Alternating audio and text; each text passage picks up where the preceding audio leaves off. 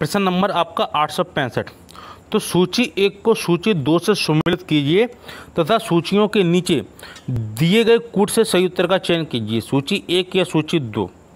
तो ये आपके राजाओं के नाम दिए गए हैं और उनका एक उपनाम दिया गया है। तो किस राजा को किस नाम से पुकारा जाता था या उनका कौन सा प्रिय नाम था। तो एक का है चंद्रगुप्त। तो चंद्रगुप्त को क्या कहा गया है? तो चंद्रगुप्त को कहा गया आपका नंबर 2 सेंट्रोकोडस।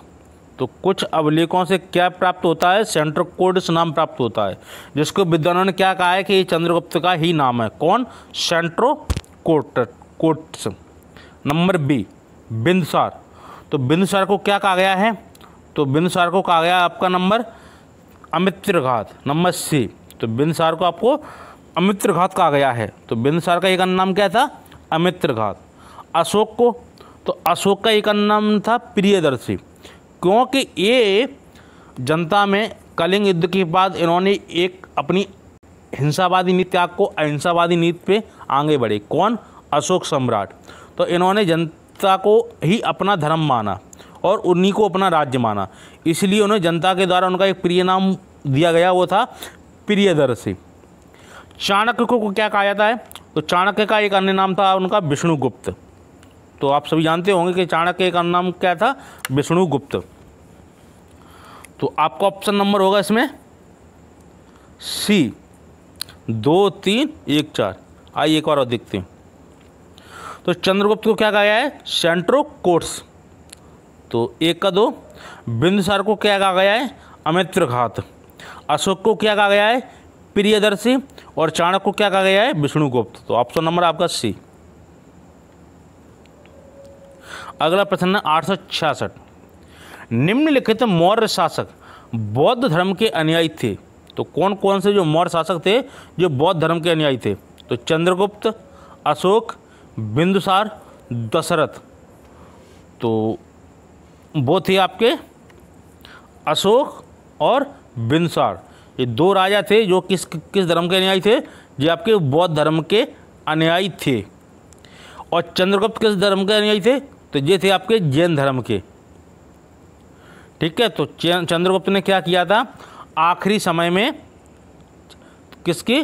जैन धर्म से दीक्षा ली थी और जैन धर्म के ही में हिस्सा हो गए और उन्हीं के द्वारा इन्होंने प्राण त्यागे। कैसे? जैसे कि जैन साधु जो प्राण त्यागने की जो प्रक्रिया करते हैं, वो जब वो प्राण त्यागते हैं तो वो खाना पीना सब छोड़ जाते हैं और एकांतवास में वो चले जाते हैं। वहाँ पे वे सब कुछ छोड़ देते हैं, खाना पीना। इसके द्वारा उनकी जो सिख तरीका से समाधि होती है, उनके द्वारा जो उनकी मृत्यु होती है, उसी प्रकार किसने की थी? चंद्रगुप्त ने की थी।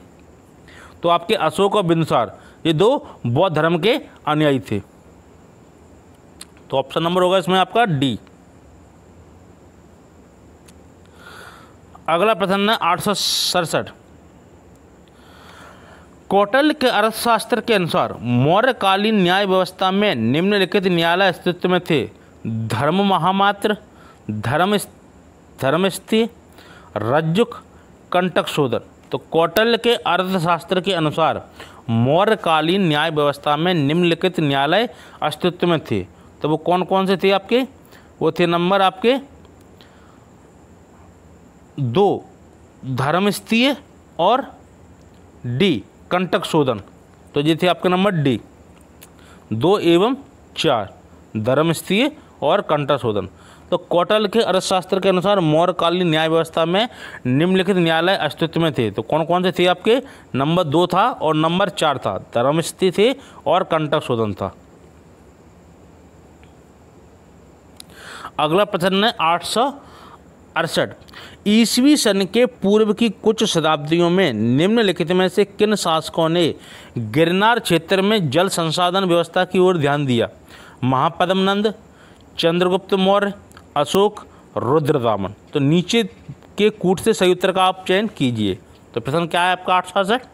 ईसवी सन के पूर्व की कुछ शताब्दियों में निम्नलिखित में से किन शासकों ने गिरनार क्षेत्र में जल संसाधन व्यवस्था की ओर ध्यान दिया था?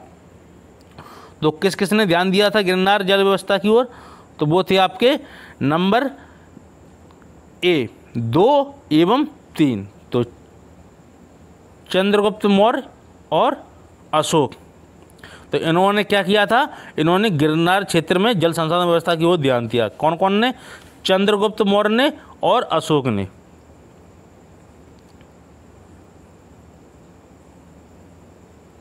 अगला प्रश्न है 869, देवनाम प्रिय की उपाधि धारण की थी अशोक ने, दशरथ ने, संप्रति ने, बृहद्रथ ने। तो प्रियदर्शी भी नाम था उनका एक, और देवनाम प्रिय। ठीक है, तो ये किसके ये नाम थे, ये थे आपके 869 का, तो वो थे आपके ए 1 एवं 2। तो देवनाम प्रिय की उपाधि धारण किसने की थी, अशोक ने की थी और दशरथ ने की थी। तो अशोक का एक अन्य नाम भी मिलता है आपका प्रिय, वो क्या है, प्रियदर्शी। प्रियदर्शी, ठीक है। तो लेकिन देवनाम प्रिय की उपाधि कौन कौन धारण की थी, दशरथ ने और अशोक ने। अगला प्रश्न है 870, तीर्थ यात्रा के समय सम्राट अशोक निम्नलिखित स्थानों पर गए, उन्होंने किस मार्ग से अनुगमन किया। तो किससे किया, गया, कपिलवस्तु, कुशीनगर, लुम्बिनी, सारनाथ, श्रावस्ती। तो तीर्थ यात्रा के समय सम्राट अशोक ने निम्नलिखित स्थानों पर गए, उन्होंने किस मार्ग के अनुगमन किया, तो ये किस मार्ग से वो गए थे, तो वो थे आपके 6 1 2, पहले क्रम से मिलाते हैं आपका। तो पहला है आपका नंबर 1, वो थे आपका गया। फिर नंबर 3 कुशीनगर, सबसे पहले वे कहाँ गए, गया में, फिर कहाँ पे, कुशीनगर में।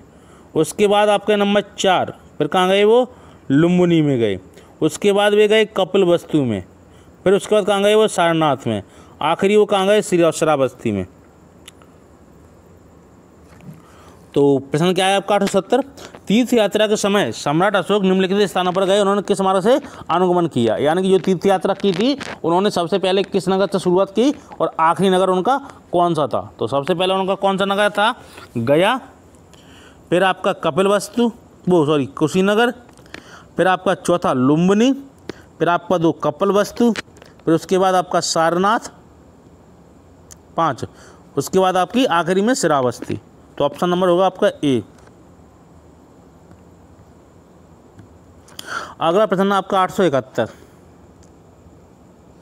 मेगास्थनीज द्वारा निम्नलिखित पद डायोनिसिस किससे निर्दिष्ट करता है। तो नंबर ए विष्णु से, इसमें ऑप्शन है नहीं आपके। नंबर बी लिखिए आप, नंबर बी था आपका Shiva. Number C Indra. Number D Brahma. तो मेगास्थनीज द्वारा उल्लिखित पद डायनोसिस किसे निर्देश करता है, विष्णु को, शिव को, इंद्र को, ब्रह्मा को। तो जो डायोनिसिस शब्द है ये किससे निर्दिष्ट होता है, ये होता है आपका नंबर बी, शिव से। ठीक है, तो जो मेगास्थनीज द्वारा उल्लिखित जो शब्द है कौन सा है, पद एक डायनोसिस, वो किसे निर्दिष्ट करता है, वो करता है आपको शिव को। अगला प्रश्न 872, निम्नलिखित में से किस पुस्तक में चंद्रगुप्त मौर्य को वृषल कहा गया है। तो अर्थशास्त्र में, मुद्रा राक्षस में, इंडिका में, महावंश में। तो निम्नलिखित में से किस पुस्तक में चंद्रगुप्त मौर्य को वृषल कहा गया है, तो वह कहा गया आपका मुद्रा राक्षस में। तो मुद्रा राक्षस में क्या कहा गया चंद्रगुप्त मौर्य को, वृषल। अगला प्रश्न है 873, जिसके ग्रंथ में चंद्रगुप्त मौर्य का विशिष्ट रूप से वर्णन हुआ है वह है शूद्रक, भास, विशाखदत्त, अश्वघोष। तो जिसके ग्रंथ में चंद्रगुप्त मौर्य का विशिष्ट रूप से वर्णन हुआ है वह किसका ग्रंथ है, तो वह है आपका नंबर सी, विशाखदत्त। तो जिसके ग्रंथ में चंद्रगुप्त मौर्य का विशिष्ट रूप से वर्णन हुआ है वह किसका ग्रंथ था, विशाखदत्त का। अगला प्रश्न 874, निम्नलिखित में से किस एक में चंद्रगुप्त मौर्य द्वारा मगध का राज सिंहासन प्राप्त करने की कथा दी गई थी। तो गाथा सप्तशती में, बृहत कथा में, मुद्रा राक्षस में, वासवदत्ता में। तो निम्नलिखित में से किस एक में चंद्रगुप्त मौर्य द्वारा मगध का राज सिंहासन प्राप्त करने की कथा दी गई है। तो वह आपके दी गई है नंबर सी में, मुद्रा राक्षस में। तो मुद्रा राक्षस में क्या वर्णन है कि चंद्रगुप्त मौर्य द्वारा मगध का राज सिंहासन प्राप्त करने की जो कथा है वो किसमें है, वो आपकी मुद्रा राक्षस में। अगला प्रश्न 875, विशाख दत्त के प्राचीन भारतीय नाटक मुद्रा राक्षस की विषय वस्तु है। एक नंबर एक आर्य राजकुमार और एक कबीले की महिला की प्रेम कथा के बारे में। नंबर बी, प्राचीन हिंदू अनुश्रुति की देवताओं और राक्षसों के बीच संघर्ष के बारे में। 2, आर्य कबीलों के बीच सत्ता के संघर्ष की कथा के बारे में। डी, चंद्रगुप्त मौर्य के समय में राज दरबार की दुर्लभ संधियों के बारे में। तो 875वां प्रश्न आपका क्या है, विशाख दत्त के प्राचीन भारतीय नाटक मुद्रा राक्षस की विषय वस्तु क्या है, यानी कि मुद्रा राक्षस में किसका वर्णन है, किसके ऊपर लिखा गया है। तो वह लिखा गया आपका नंबर डी, चंद्रगुप्त मौर्य के समय में राज दरबार की जो दुर्लभ संधियों के बारे में। तो जी किसमें ये लिखा गया है, मुद्रा राक्षस में। तो मुद्रा राक्षस किसका था, विशाख दत्त का। तो उसमें क्या लिखा गया है, चंद्रगुप्त मौर्य के समय में राज दरबार की जो दुर्लभ संधियों के बारे में लिखा गया है। ठीक है,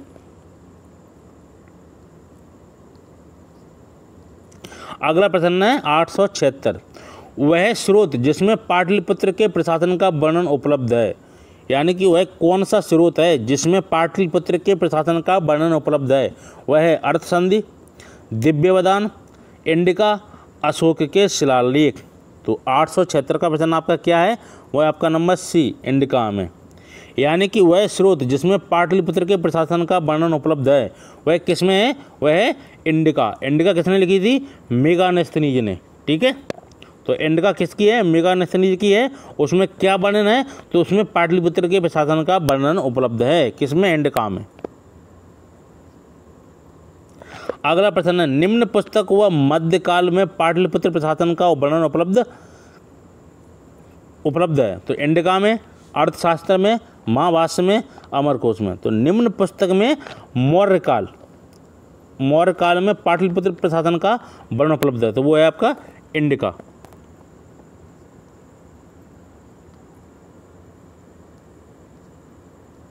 अगला प्रश्न 878, निम्नलिखित में से कौन स्रोत मौर्यों के नगर प्रशासन का विस्तृत विवरण प्रस्तुत करता है।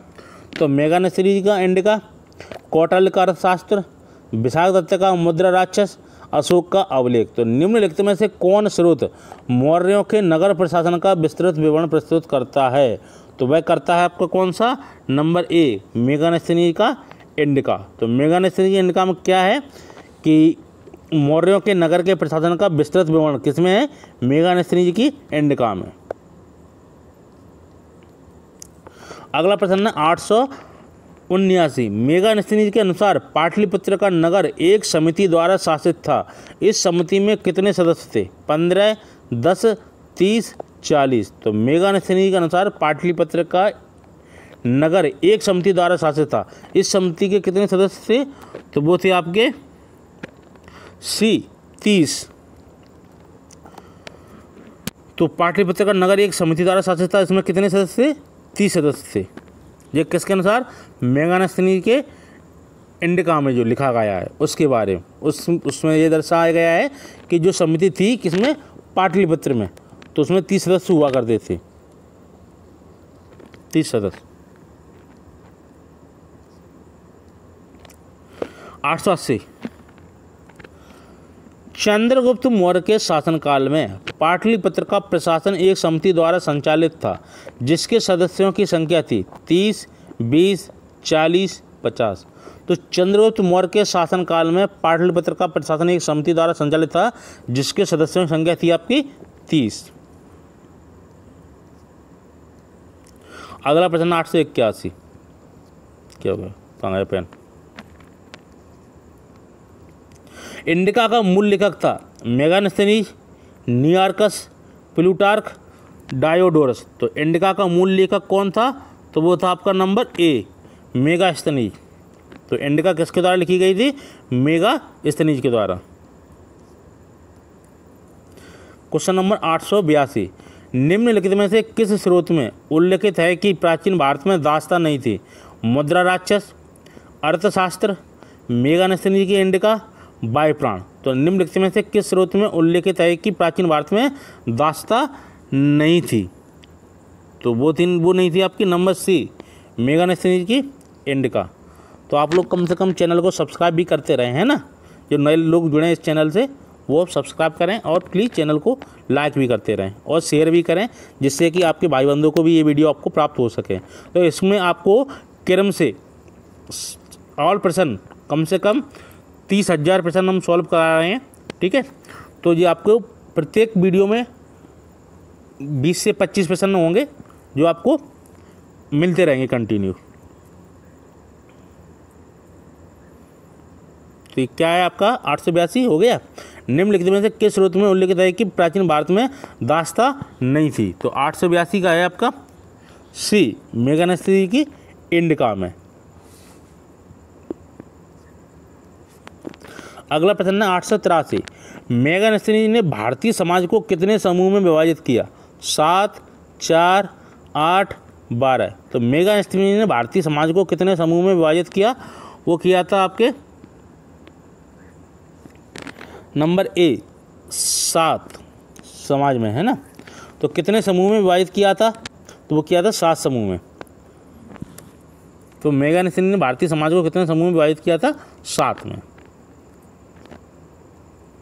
अगला प्रश्न है 884, तो प्रसिद्ध यूनानी राजदूत मेगास्थनीज भारत में किसके दरबार में आया था? हर्षवर्धन, अशोक, चंद्रगुप्त मौर्य, हेमू। तो प्रसिद्ध यूनानी राजदूत मेगास्थनीज भारत में किसके राज दरबार में आया था? तो वह आया था आपका चंद्रगुप्त मौर्य की में, सी।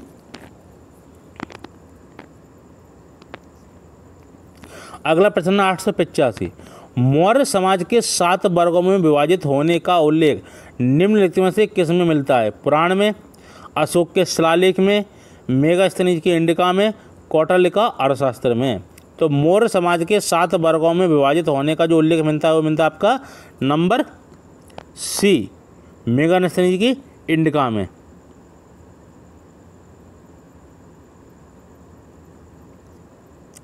अगला प्रश्न 886, निम्नलिखित प्राचीन भारतीय अभिलेखों में से कौन से एक में खाद्यान्न को देश में संकट काल में उपयोग हेतु सुरक्षित रखने के बारे में प्राचीनतम शाही आदेश है? यानी कि वो कौन सा खाद्यान्न था जिसमें संकट काल में जिसको इकट्ठा करे यानी जमा उसको रखा जाता था? तो इसमें किससे प्राप्त होता है, किस अभिलेख से? नंबर ए अशोक का रोमनदेही स्तंभ अभिलेख, सौगौरा ताम्रपत्र, प्रयाग प्रशस्ति, चंद्र का महरौली स्तंभ शिलालेख। तो ये किससे प्राप्त होता है? ये आपको होता है सौगौरा ताम्रपत्र। तो क्या होता है सौगौरा ताम्रपत्र में? निम्नलिखित प्राचीन भारतीय अभिलेखों में से कौन से एक में खाद्यान्न को देश में संकट काल में उपयोग हेतु सुरक्षित रखने के बारे में प्राचीनतम शाही आदेश है? वो है आपके सौगौरा ताम्रपत्र में। अगला प्रश्न है 887, अशोक के जो प्रमुख शिलालेख संगम राज्य के विषय में हमें बताते हैं उनमें सम्मिलित हैं पहला और 11वां शिलालेख, पहला और 10वां शिलालेख, दूसरा और 13वां शिलालेख, दूसरा और 14वां शिलालेख। तो अशोक के जो प्रमुख शिलालेख संगम राज्य के विषय में हमें बताते हैं वो कौन कौन से अभिलेख हैं? तो वो हैं आपके नंबर दूसरा और 13वां अभिलेख से, नंबर सी। अशोक के जो अभिलेख शिलालेख संगम राज्य के विषय में बताते हैं वो आपको कौन सा? दूसरा अभिलेख और 13वां शिलालेख। निम्नलिखित में से किसने मेगास्थनीज की इंडिका के संदर्भित नहीं किया है? तो Strabo, Pliny, number C Diodorus, number C Diodorus, number D Ariane.